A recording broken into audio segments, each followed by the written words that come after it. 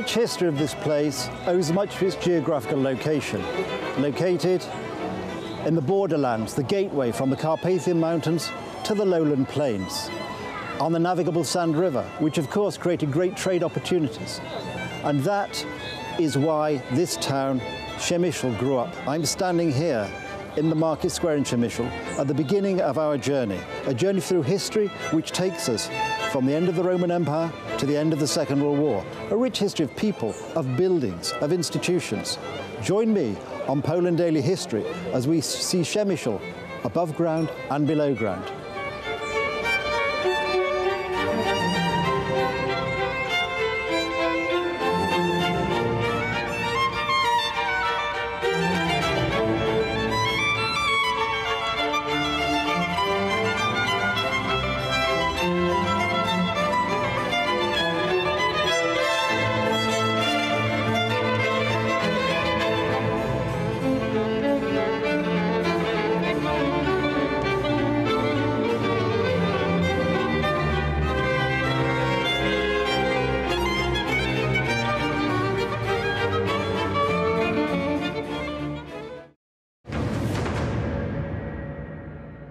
So, Father Marek, I wonder if we could now concentrate more on we've heard about the diocese, which is very interesting.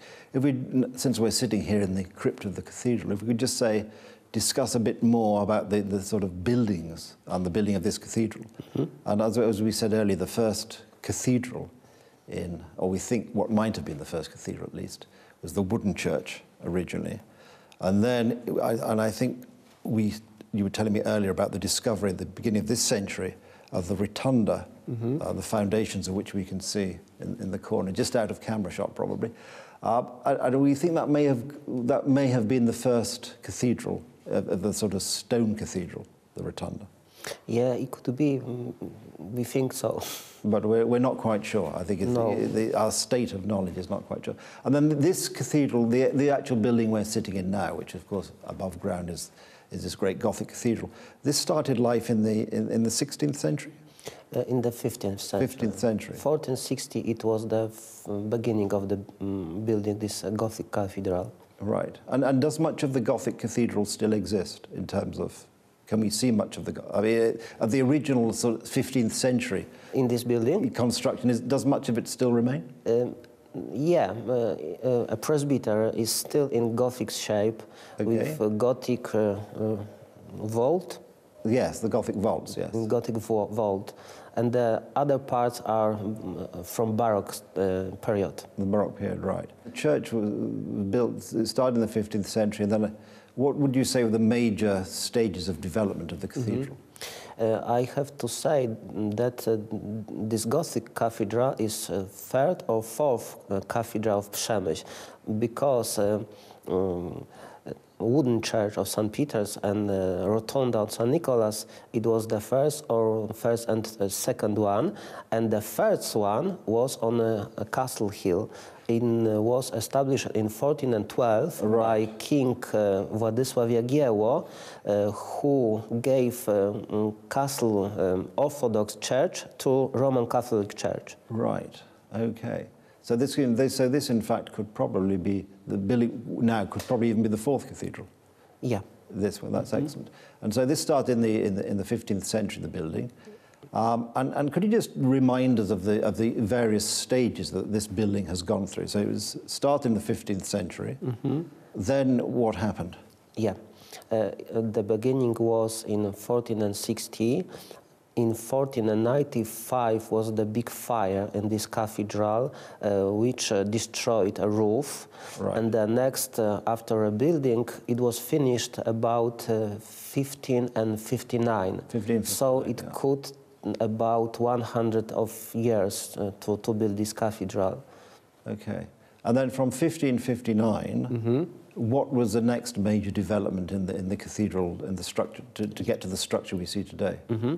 The next stage was in Baroque time, when Bishop Alexander Antoni Fredro decided to rebuild this building in Baroque style.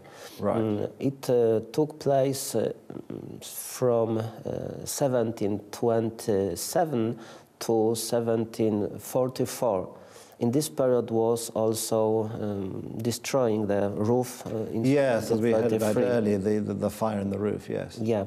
In this period, the shape was very different. Cathedral changed his shape very, very much. Yes, yes. You understand me? Yeah, I do. No, it's very clear. And in terms of changing shape, you mean in terms of the internal design, the external design, so it looked like a slightly different building. But it remained obviously the same building on the same site. I mean, Yeah. I think The same walls, but different well, I decoration. think obviously as buildings are buildings, I think even old buildings, or rather particularly old buildings, are very much living organisms, and they do develop. You can go to any cathedral, I think, anywhere in the world, and you see these bits from different parts of history, which of course make the building at any one time very, very fascinating. And so the building we see now is mainly as a result of the work following the wall. When the roof fell in and they had to rebuild it. Yeah, but the next big change was in 19th and 20th century when this cathedral was rebuilt in neo-Gothic style. Yeah, yes, that was very popular in England as well at that time. It was the third big restoration of this cathedral, and it changed facade, it changed presbytery. Right. I think the smallest changes were in nave of cathedral. So the nave is pretty much as it was before the... But in this time it was totally repainted in the interior. Yes.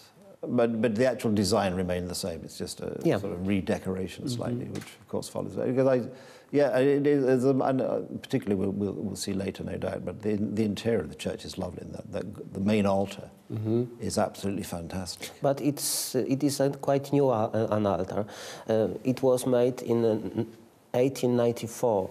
The next one, the earlier were destroyed during the restoration time. It was Baroque style, big altar. We have some photos of it, but it's disappeared. I quite like, I mean, as an architectural style, I quite like the Baroque. A lot of people find it, I think, a bit too much. But I think it's rather nice.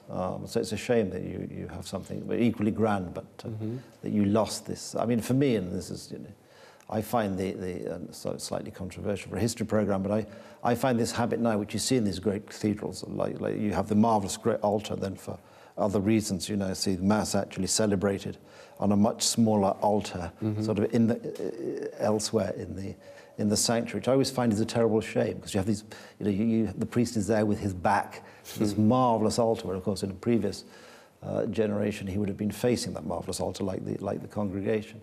But that's just my personal view. So the building we see today is very much this Gothic, this neo-Gothic yes, style. yes, in neo-Baroque and neo-Baroque. And neo-Baroque, yes. When you see these great cathedrals, and I'm particularly also struck when you go back to the early history of the cathedrals. You think these men with much simpler, and they were largely men, obviously, with these much simpler tools were able to build these fantastic buildings. I often think to myself, how did they do it? How were they able to do it? And you think, well, it must have been partly, obviously, engineering skill, but I think also, and particularly with religious buildings, with great cathedrals, there must have been an act of faith as well. It must have been faith that enabled them to drive forward, I think, and achieve these marvelous engineering miracles with very rudimentary equipment. I mean, would you agree I suppose you would agree there's a possibility that the faith motivated?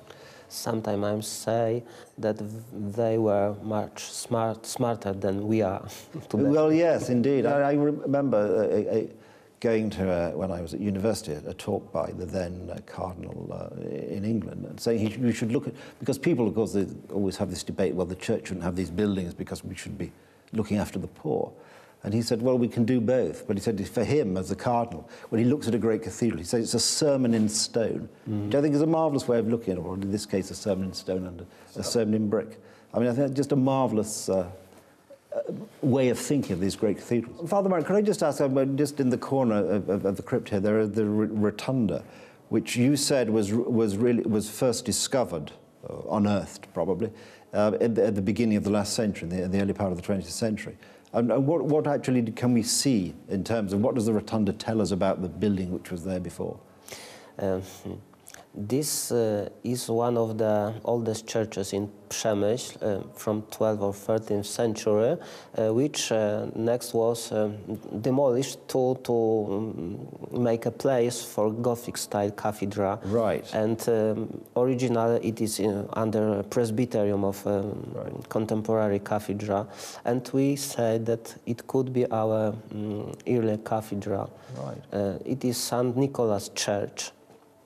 We also found one of capital from column in a Romanesque form. Ah, right, okay. Yeah, and this tell us that it could be with ambitus.